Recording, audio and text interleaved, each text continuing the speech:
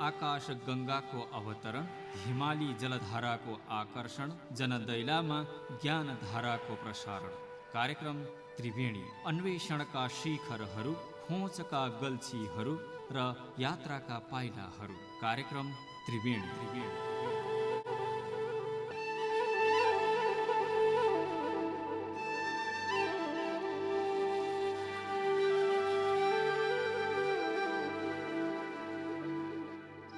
राष्ट्रध्वज, यो हाम्रो शिवशैलका शिखरमा राष्ट्रध्वजा वैदिक, रातो र सूर्य चन्द्र अंकित सदा गोर्खाली आह्लादक, हाँगा छन् छरिता त्रिकोण दुईटा, फरफर गरी नाचने, जसमा राष्ट्रियता एकता र ममता जातीयता बाँचने। हाम्रा भाल हिमालको तिलक यो कैलाशको यो टिको, भूमि मातृ निधारको चहकिलो सिन्दूर बिन्दुनीको। राष्ट्रोत्थान वसन्तको कुसुमयो एकत्वको दूत हो, हिउँचुलीहरूका हजार शिरको चुडामणी शोण हो। यो हो मानवता विकास दिनको सन्ध्या उषा कालको, झुल्के घाम हिमालको प्रकृतिको रातो कमल तालको। हाम्रो राष्ट्रिय शक्ति भक्त शिवको सौभाग्य हो भूमिको, गौरीको अनुराग हो हृदय हो राष्ट्रध्वजा हो निको। यही राष्ट्रध्वजको छहारी पृथ्वी नारायण धीशको, पाई नायकता भएर विजयी गोरक्षकालीशको, गर्दै त्यो जयकार वीरहरूले गोर्खा गरे विस्तृत, रक्षा देश र धर्मको पनि गरे संसार भू विस्मित। स्वर्गै देखि गरिएसी छ जननी यो जन्मभूमि भनी, हाम्रो शान निशान ली समरमा सर्वत्र जेता बनी। पाए वीर गति ती वीरहरूले, वीराङ्गनाले पनि गोर्खाली इतिहासमा अमर छन् सत्कृतिका ती धनी। गोर्खा सैनिक कोटमा कटकमा कैलाशका कूटमा, गङ्गाका तटमा हिमाल मुकुटमा, राष्ट्रध्वजा भोटमा, हल्ली हल्ली बतासले विजयका बाजासितै तालमा, लम्क्यो लम्किरहो सदा अटल यो शार्दूलका चालमा। योगी नरहरिनाथ। नमस्कार। पाखाको भाका सुनाउने, माटो उचाल्ने, पानी बाल्ने प्रयासको प्रस्तुति कार्यक्रम त्रिवेणीमा श्रोता स्वागतका लागि हामी उपस्थित छौं।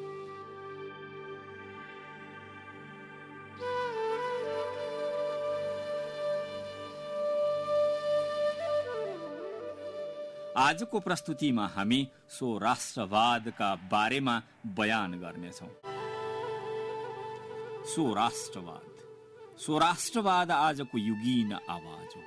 परवाद, बाह्यवाद, विदेशीवाद, अर्काको नक्कल र परदेशीको प्रभावमा परेर बस्ने, बोल्ने, चल्ने, चलाउनेका विरुद्ध देशवासीले स्वराष्ट्रवादको स्वर उचाल्न थालेका छन्। नैसर्गिक नेपाली विधिले नेपाली बनेपछि उसको राष्ट्रियता नेपाली हो। नेपाल स्वराष्ट्रवाद उसको पहिचान हो। त्यो भन्दा पछि गएर खोजिने राष्ट्रवाद कहाँको हो, कहाँबाट आयो, यो कुरा अरूले बताएको वाद हो। विश्वले भनेको मान्नै पर्छ भन्ने छैन, हामीले विश्व बनाउने हो। यो नै हाम्रो स्वराष्ट्रवाद हो। क्रीडन्तु विश्व आर्यम हो। दल भन्दा नेपाल महान भन्ने र दलीय दर्शन भन्दा देशीय दर्शन उत्तम भन्ने मानिसहरू प्रष्टै देखिन थालेका छन्। अब फलानावाद मान्ने, फलानाको सपना साकार पार्ने, उसको उत्तराधिकारी बन्नेमा बल गर्नेहरू अब राष्ट्रिय हित, राष्ट्रिय प्रीत, राष्ट्रको नीति, राष्ट्रिय इतिहास, राष्ट्रको प्रतिष्ठा र जनताको मानमा जान थालेका छन्। यो लहर नेपालमा मात्र होइन, विश्वमै उठेको छ। अमेरिकी राष्ट्रपति डोनाल्ड ट्रम्पले पनि यही स्वराष्ट्रवादको साथ पाएर सुनेर चुनाव जितेका हुन्। आज विश्वमा रैथाने राजको आवाज अग्रपंक्तिमा छ। आयातित राजनीतिवाद, दर्शन, व्यवस्था बेकार बुझिँदैछ, किनकि एउटै बाटामा दुई फेर हिँडे पनि गोडा त्यही ठाउँमा, इतिहासको त्यही ठाउँमा हामी चल्न सक्दैनौँ, टेक्न सक्दैनौँ, त्यसैलाई आड बनाएर अघि बढ्न सक्दैनौँ।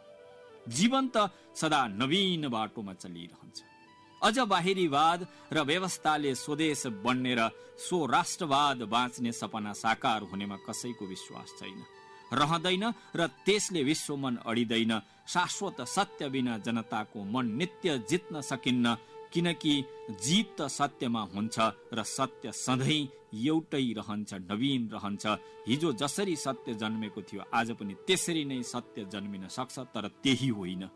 उधारो बासी बाहिरी पुरानो परभूमिको उत्पादनले स्वदेश बन्दैन। आफ्नै माटोमा उम्रिएको स्वदेशवासीको मन छोएको, आफ्नै समाजका सदस्यको मान मर्यादा विश्वास चाल चलन पद्धति पूर्व संस्कृति पर्व बनेको वस्तु नै राष्ट्रिय हुन्छ। बाहिरबाट ल्याएर त्यसै घोप्ट्याइएको छोपिएको थुपारिएको घेरोले देशको फेरो ढाक्न सक्दैन।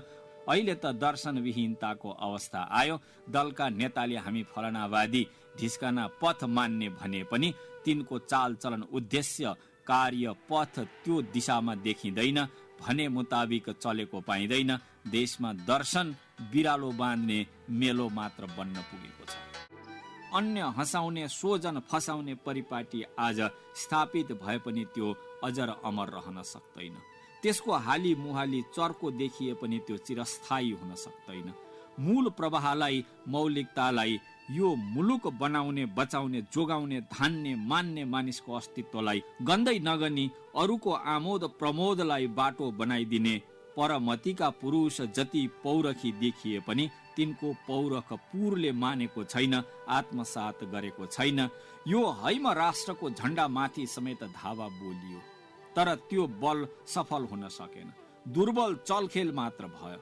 चन्द्र सूर्य केतु हिमाल झैं अटल भई फरफराइरह्यो। हिमाली टाकुरा हिम शिखर कैलाशको कलेबर टोपी र गोर्खालीले लगाउने नेपाली पोसाकमा प्रहार भयो, तर त्यही वस्त्र परिधान आज प्यारो भएर आएको छ। दशैं तिहार पूजा पाठ बिहे बटुलोमा लगाइएको छ। विद्यालयले पनि टोपीमा रहर गर्दैछन्। नेता मन्त्री दलका प्रतिनिधिले राष्ट्रिय समारोहमा यही पोसाक लगाएर आउन थालेका छन्।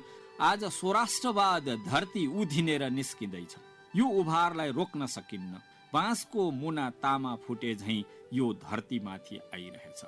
वर्षा लागेपछि बादल उठे झैं, वर्षा झरे झैं, वृक्ष वनस्पति बढे झैं, वन पलाए झैं रैथानेको रनको बढेको बढै छ। मूलको पानी दुलको थुनेर नछेकिए झैं यो अरोग्य आगमन प्रबल बन्दैछ। यहाँ भाषा भत्काउने भाउतो गरियो, बलियो संस्कृति उधार्ने उद्योग पनि गरियो। मठ मन्दिरको प्रणाली बिगार्ने, पात्रो पञ्चाङ्ग पर्व उल्ट्याउने, नयाँ सन्धि सर्पण गाँस्ने, पराई पुरुषार्थ टाँस्ने अनेक अनाहक नाटक रचियो। जनताले यो चुपचाप सहयो भनिएको थियो, तर त्यो कहाँ सधैँ सही रहन्छ र? जनता सोझा छन्, चुपचाप रहन्छन्, जे भने पनि सुन्छन् मान्छन्, जे गरे पनि स्वीकार्छन्, जे ल्याए पनि धान्छन् भनेर तिनको ताल आज जनताले जानिसकेका छन्। ती आयातलाई पनि ननिको मानेको सरसरहाट सुनिन थालेको छ। त्यसमा स्वराष्ट्रवाद भन्दा बाह्य स्वादको राग चलेको मेलो पाइसकेको छ। जसका लागि भनेर ल्याइएको हो उसैले नसहेपछि त्यो कहाँ रहला र? जनभावना भन्दा परको आयात स्थायी हुँदैन। हिजोका धेरै हैकमहरू आज हावाले उडाइसक्यो। कयौं हुङ्कारहरू हराइसके। नित्य निश्वास मात्र नागरिकको निधि बन्न सक्छ। त्यो नै नागरिक जीवनको निश्वास बन्न सक्छ, श्वास प्रश्वास बन्न सक्छ।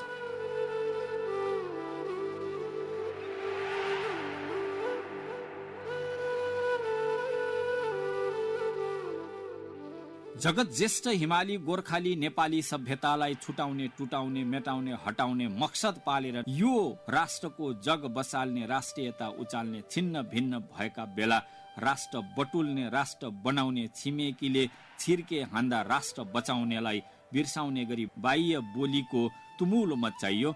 स्वराष्ट्रको प्राण फुक्ने पुर्खालाई सम्झन पनि नहुने, तिनको नाम लिनै नहुने, तिनले जोडेको जोगाएको देशमा जगेर्नाका बेर्ना रोप्यो भने त्यो त्यतै फर्केको भनेर कर्के नजर लाउने, उखेलेर फाल्दिने अनेक आक्षेप र कटाक्ष गर्ने गरियो। तर आज तिनकै दिन देन र दर्शनको दिगो र वास्तव बुझिँदैछ। अर्कै नाममा त्यही हालिँदैछ।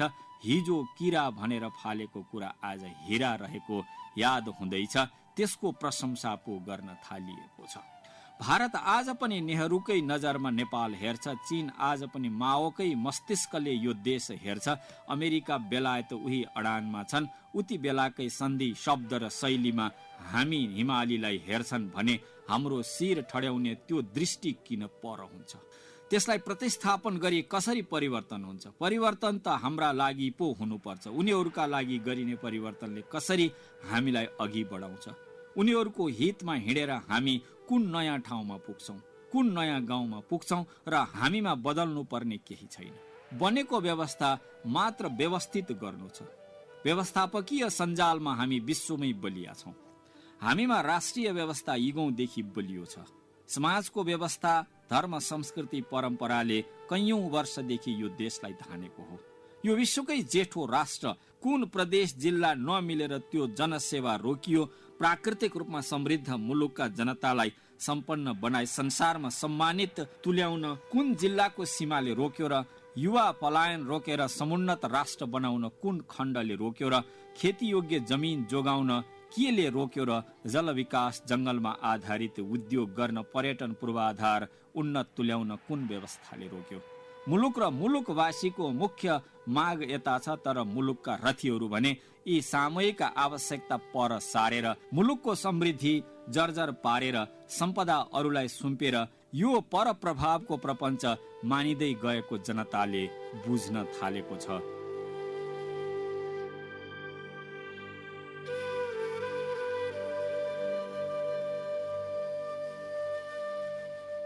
तर राष्ट्रको सञ्चालन सशक्त र राष्ट्रवादी भएन। खाली बाहिरकै नक्कल, उनीहरूकै योजना, उनीहरूकै तौर तरिकामा हिँड्दा हामी हलन चल हुन पुगेका छौँ। ढङ्ग पुर्याउने हो भने यही अङ्गले पनि देशवासीलाई प्रसन्न तुल्याउन सकिन्छ। तर हामी मुलुकवासीको मुहार हँसाउने भन्दै मुलुक बाहिरको मकसद यहाँ भित्र्याउँदैछौँ। यो मतिले देशको प्रगति कसरी हुन्छ, यो राष्ट्र कसरी उन्नत रहन्छ, स्वराष्ट्र रहन्छ, आफ्नै सामर्थ्यमा उभिरहन्छ, माटो माथि राखेर वा जमिन नछोई रोपिएको बिरुवाले कसरी फल दिन सक्छ? यो त नयाँ नेपाल नै हो, आधुनिक नेपाल नै हो। पृथ्वीनारायण शाहले यसलाई आधुनिकतामा रूपान्तरण गरिसकेकै हुन्। अब उही नेपाललाई के नयाँ बनाउने, कति फेर नयाँ बनाउने? अरू देश अर्थतन्त्रमा नयाँ र उन्नत हुँदैछन्, नेपाल आर्थिक विकासमा ओह्रालो लाग्दैछ। कसरी नयाँ बन्न सक्छ? कसरी नवयुवालाई यसले सम्बोधन गर्न सक्छ? विदेश हिँडेका नेपालीलाई कसरी यसले फर्काउन सक्छ? स्वदेशमै बस भन्न सक्छ, स्वदेशमै आकर्षित गर्न सक्छ। त्यता लागे पो बल्ल स्वराष्ट्रवाद उँचो होला। यस्ता हल्का शब्द वर्षा पनि अब जनताले जानिसकेका छन्। आजका नागरिकले नारा होइन सत्कर्म गरेर देश सेवा गर्ने व्यवहार खोजेको छ। मुलुकको महिमा आत्मसात गरी राजनीति गर्ने राजनेता खोजेको छ। देश बोल्ने, स्वराष्ट्र सुसाउने शक्ति खोजेको छ। एकताका अरूकै अर्थी, अरूकै मति, अरूकै विद्या, अरूकै विकास, अरूकै बोली वचन लगाई खुवाई, अरूकै दर्शन, अरूकै वाद, अरूकै संस्थामा आबद्ध हुन आकर्षित हुने नेपाली आज आफ्नै बाटामा फर्केको छ, फर्किन थालेको छ, फर्किरहेको छ। उनीहरूको भन्दा हाम्रो महान भन्ने अर्थबोधमा आइसकेको छ। विश्व हाम्रो देश खोज्दैछ, हामी किन विश्व खोज्ने, अरूको पछि लाग्ने भन्ने नेपालीले बुझिसकेको छ। अरूको राम्रो भनेको सफाई हो भन्ने बुझिएको थियो, तर तिनले बाल्ने इन्धन, फाल्ने ग्यास, फैलाउने प्लास्टिक र बढाउने तापले विश्व फोहोर बनाएको र संसारलाई सन्ताप मात्र दिएको थाहा पाएपछि नेपाली सज्जनहरू पराईको प्रगतिमा सती जान छाडेका छन्। बरु विश्वलाई सफा राख्ने त हामी नै हौं। तिनले फालेको फोहोर हामीले सफा गर्दैछौं, व्यवस्थापन गर्दैछौं। वन विकासले तिनीहरूको विनाश सोच्दैछौं। यो देखेर उनीहरू स्याबास भन्दै अनुकम्पाको भाषामा सहयोग, एड, अनुदान केही रकम लिएर आउँछन्। त्यो रकम आफैले हजम गरेर हामीलाई चुङ्ग्याएर, नङ्ग्याएर, चित्र देखाएर हाम्रो वास्तविकतालाई व्यङ्ग्य गरेर हैम संस्कृतिलाई हल्का बनाएर ती जाने गरेको सबैमा छर्लङ्ग भइसकेको छ। यो देश दोहनमा दाउ लगाउने गरी दानका दाना लिएर आउने 2 दिने आगन्तुकलाई नेपाली सपुतले अब चिनिसकेको छ। तिनीहरूको पछि लागेर हिँड्ने गरेको भए पनि अब आफ्नै बाटो देखिसकेको छ।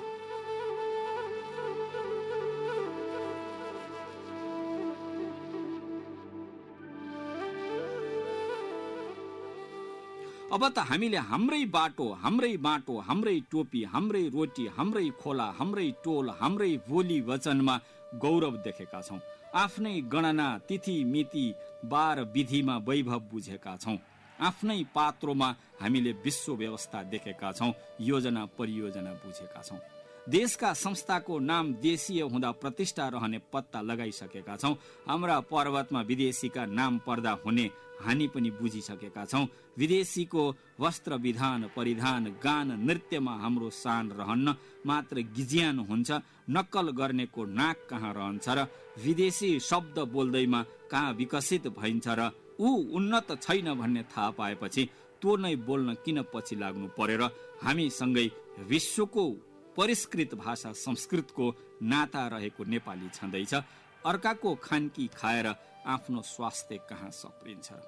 हामीमा विश्व पोषण गर्ने विद्या छ, विश्व ज्ञानको फेद वेद छ, सर्वे भवन्तु सुखिनको उद्घोषण युक्त साम्यवाद छ, सर्व विद्याको विद्यालय छ, गुरुकुलको गाउँ छ, चौतारी धारा, पोखरी, ढुङ्गा, घाट, पाटन, मैदानका साझा मञ्चहरू छन्, सेवा सहयोग सत्कारका द्वारहरू छन्, मानव चेतनाका उघारहरू छन्। यो उचाइ छाडेर अरूको अरौटे भरौटे अवलम्बी परावलम्बी रित्ता फिरन्ते भई हामी रहन र रमाउन सक्दैनौँ। हामी यो हैमा माटो समाएर उचाइमा रमाएर बाँच्ने रैथाने भूमि सन्तान हौँ।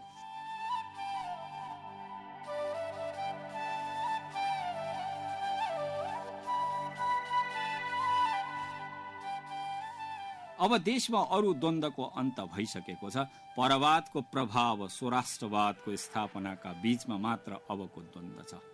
आफै देश हेर्ने कि विदेशीको चस्मा लगाएर स्वदेश हेर्ने, यही सवालमा मात्र सङ्घर्ष छ।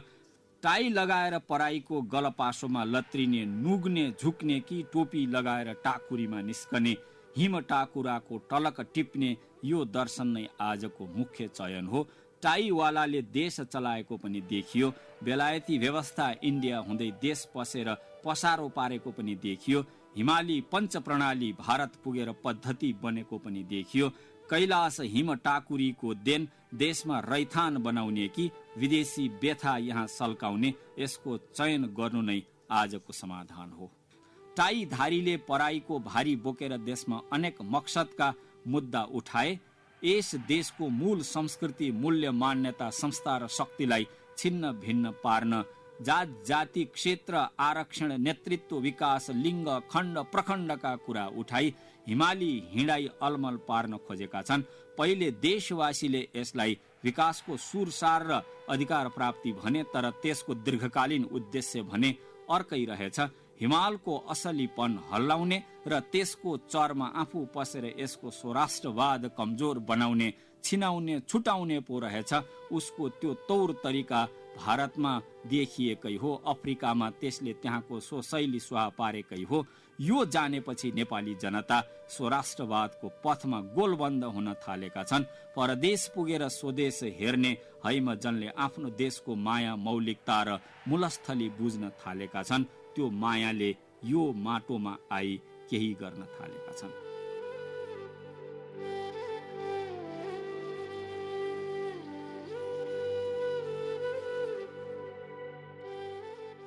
खोजी गर्नेहरूले यो देशको हैम सभ्यता विश्व सभ्यताको मुहान भएको भेट्टाइसकेका छन्।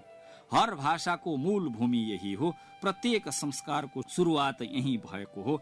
हैम सभ्यता पर्वत र बेसीको संयोगको सभ्यता हो। यहाँ न नदी बेसीको मात्र सभ्यता छ, न पर्वतको मात्र सभ्यता छ। यहाँ त नेटा र नदी बीचको निकास युक्त सभ्यता छ। जल र हिमाल बीचको सम्बन्ध सेतुको सभ्यता छ। भूमिको भाव र मानव स्वभावको संयोजन छ। यो संयोजन प्रबल देखिँदैछ। परवाद दुर्बल र दूर हुँदैछ। आज हर नेपालीको हातमा ज्वाला ज्योति जस्तो राष्ट्रिय झण्डा छ। स्वाभिमानी नेपालीको शिरमा स्वर्गमस्तक सगरमाथा धवला श्री कैलाश जस्तो शिरपोस टोपी छ। अन्य खण्डका झण्डा झारेर छाडेर अनुसन्धाता नेपालीले गल्ली गल्लीमा राष्ट्रिय झण्डा गाडेको छ। गाडीमा पनि यही झण्डा छ, घरवासमा पनि यही झण्डा छ, सभा सम्मेलन समरमा पनि यही झण्डा फरफराइरहेको छ। यो कैलाश बोक्ने, गौरी शंकर उचाल्ने ध्वजाले गर्दा परवाद पराजित हुँदैछ सो राष्ट्रवाद विजयी बन्दैछ। गोर्खा सैनिक कोटमा कटकमा कैलाशका कूटमा गंगाका तटमा हिमाल मुकुटमा राष्ट्र ध्वजा भोटमा हल्ली हल्ली बतासले विजयका बाजासितै तालमा लम्क्यो लम्किरहो सदा अटल यो शार्दूलका चालमा। योगी नरहरिनाथ।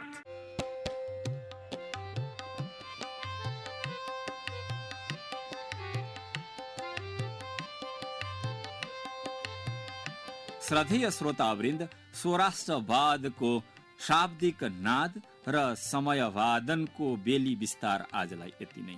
शून्य श्रोतामा साधुवाद भन्दै साथै प्रस्तुतिका प्राविधिक मित्रलाई धन्यवाद दिँदै प्रस्तुता मन नारायण भण्डारी यस प्रस्तुतिबाट बिदा माग्छु। नमस्कार। जनताको जागृति नै राष्ट्रियताको आँखा।